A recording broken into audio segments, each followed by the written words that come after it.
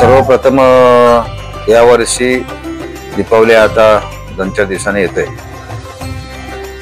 आणि दीपावली सर्वांना सुख समृद्धी भरभराटाची आनंदाची जावो अशी परमेश्वराला मी प्रार्थना करतो। नागरिकांच्या मनातली जी स्वप्न असतात ते पूर्ण करण्याकरिता आपण नेहमीच देवाकडे धावा करत असतो आणि त्याची सुरुवात वर्षाच्या दीपावलीच्या निमित्ताने होते।